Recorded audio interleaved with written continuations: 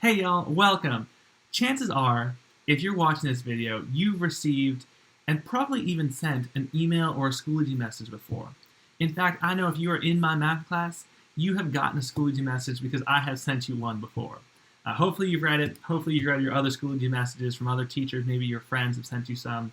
Um, but today we're going to talk about the specific parts of a message or an email or a Schoology message. They're pretty much the same thing. We just use them in different instances, in different cases, for different things. Same thing, but we use them to send messages to different people. So, chances are you've gotten an email before, or at least a Schoology message. I know you've gotten them from me. I want us to look at what an email looks like, and then we'll dive into a Schoology message. We're going to talk about the different parts of an email or a Schoology message, and we're going to go through them, and we are going to together write a Schoology message to Miss Hayden. Now, you're probably saying, Mr. Spencer, this is math class. Why are we talking about emails? Well, if you remember back at the beginning of the year, we talked about things that good mathematicians are.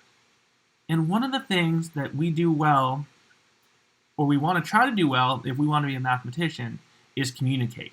And one of the ways that we communicate in this strange world we're living in right now, especially in our virtual school time, is through email or Schoology messages. And so in order for us to be good mathematicians, we have to first be able to be good communicators. And communication goes well beyond just what we do in the math class. It's how you can communicate about math to other people. It's how you communicate about life to other people. And so email is so important. Schoology messages are the same thing, but emails and Schoology messages are so important to be able to communicate effectively and efficiently. Effectively and efficiently. Not just saying we want to communicate well and clearly and not waste time. So let's take a look first at my email here. So here's a new email for me. Sorry, I'm going to zoom in here. There we go. Here is a new email for me. This is my actual email. Here we go. So we've got some different parts here. You'll notice we've got this thing called to up here. That's obviously who it's going to. It's the same look over here on Schoology. We've got who it's going to. And so as we look at and identify these different parts, I'm going to write them down.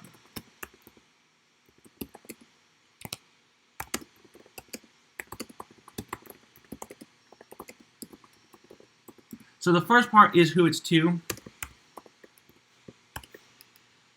And that is what we call the recipient. Who is receiving that message? Now in Schoology, chances are you're going to send it to one person, but you can send it to more than one. And in an email, I could send it to as many people as I wanted. I could send it to Miss Hayden. I could send it to Mr. Barton. Everybody all together. Okay, so we've got the recipient. Then we've got these two things that we're not going to really worry about. CC and BCC. Those are different ways to add other people to your email. CC stands for carbon copy. That's like making a photo or sending an additional copy to someone, like making a photocopy. BCC means blind carbon copy. That means that the people who you send it to up here won't see that you sent it to this person. We'll talk about that later. Not really important. Right now, all you'll need to do is use the to field. Moving on down, we have this next line. It is the subject.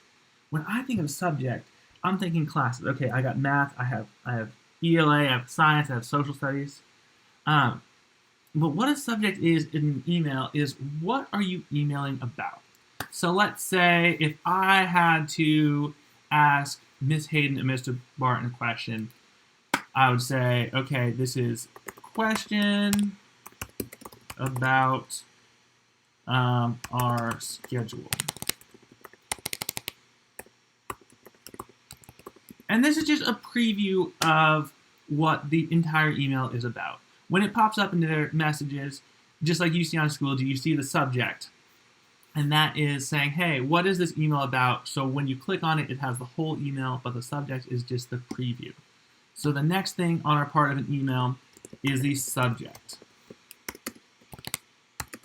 What is the email or message about? The preview. And preview, just like when you watch a preview of a movie, you're seeing just a little snippet of it, a little part of it. And then if you watch the whole movie, obviously it's going to take an hour and a half to 2.5 hours of your time to watch the whole movie. But the preview just tells you what's going on, what is going to happen in the movie. So we've got the recipient, that's who it's going to. Then we have a subject. And look, it's the exact same here in Schoology. We've got who it's to, then the subject. Next, we have the message. Okay, so then we have the message or the body. Okay, that is where the chunk of everything goes. So up next, we will have the body / the actual message.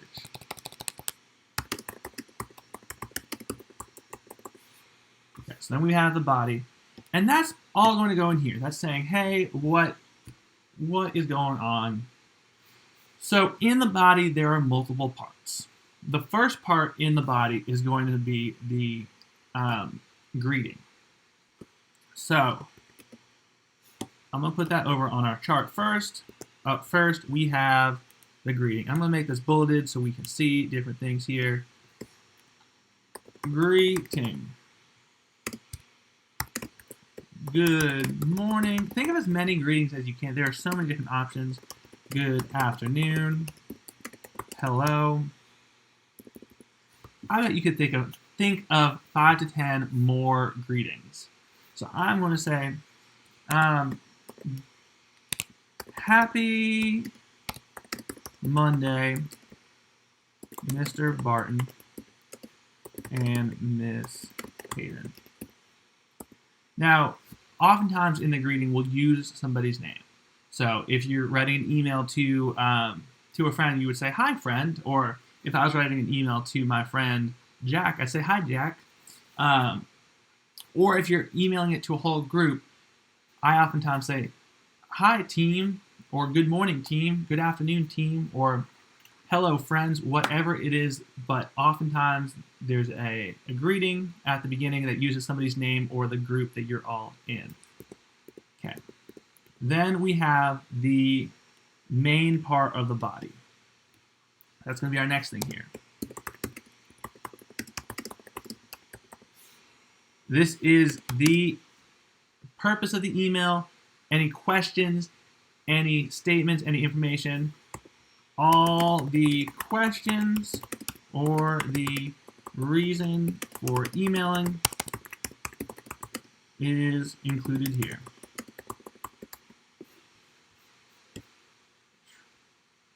There we go. I can zoom out for that one. So the main part of the body is all the questions. Now, if we look on, oops, wrong thing there. If we look on Schoology, the message all goes in the right there too. So, okay, we've got, so far we have who it's to, the subject, we have a greeting, now the body. Now, what would my body be? All of the body stuff goes here. Now, we always want to use complete sentences. You don't just want to be like, do you, I gotta go. Oop. We always want to use full sentences. I had a question about our schedule for next week.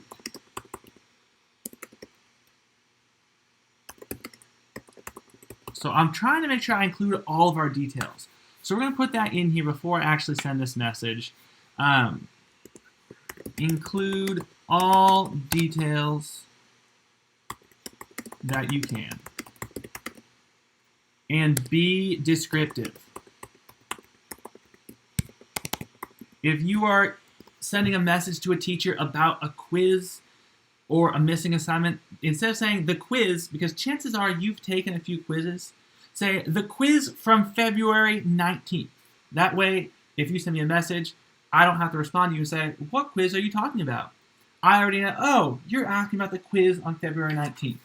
Now, what are you asking about the quiz on February 19th? Well, that would be something to include in the body. And then at the end of the body, you have the closing. And that's like saying goodbye. And then you have your signature, which I'm about to spell. There we go. Spelled it wrong. There we go. Thank you, spell check. Signature, which is your name. So these are the parts of our email that we'll want to include, or a Schoology message. Y'all, Miss Hayden called me. I didn't answer it. I'll call her back afterwards. All right, so now that we've got these different parts, I'm going to put them into a message to Miss Hayden. So parts of an email, I'm going to run down this list, send the message to Miss Hayden, and then I'm going to have you all send me a message. So who is it to? It's to Miss Hayden. I've already got this here in Schoology. What is the subject? Okay, the subject is the missing tractor assignment. So I'm writing this message to Miss Hayden because I did not turn in my tractor assignment. I don't remember the whole name of it, but I remember we had an assignment about a tractor in Miss Hayden's class. So I am missing the assignment. What assignment is it? It's about the tractor. So in my subject, without even opening this email or this message, Miss Hayden's going to know, hey, Mr. Spencer is asking me about the tractor assignment that he hasn't turned in. Okay, so we've got the recipient who it's going to. We have the subject. Now we're getting into the body where it says message. I'm going to start with, hi, Miss Hayden. And notice I've capitalized things that need to be capitalized. The letter at the first sentence, the letter of the first word of the sentence. Miss Hayden's name because it's a proper name. Used a comma at the end of that because that's where a comma needs to go. Now I'm going to get into this body of the message.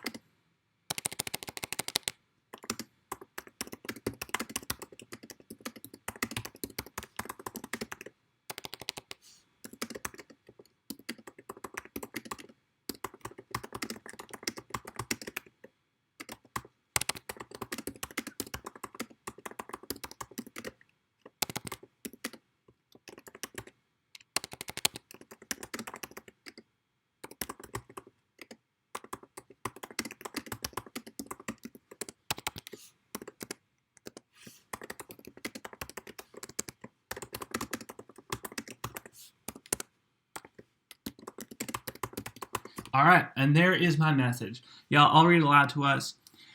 All right, so it's to Miss Hayden. It says the missing tractor assignment. My message says, hi, Miss Hayden. I was reviewing my grades in Schoology, and I saw that I was missing the tractor assignment. It will not load on my computer. I'm seeing a message that says I have no more attempts. Could you please reset it for me? Thank you. Have a great day, Mr. Spencer. So I started with a greeting to Miss Hayden. I said, hi, Miss Hayden. And then I explained the issue. Where did I come across this issue? Well, I was in Schoology. I was looking at my grades. I saw the tractor assignment was missing.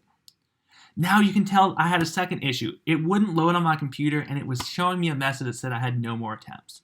So now Miss Hayden already knows what the issue I'm having is.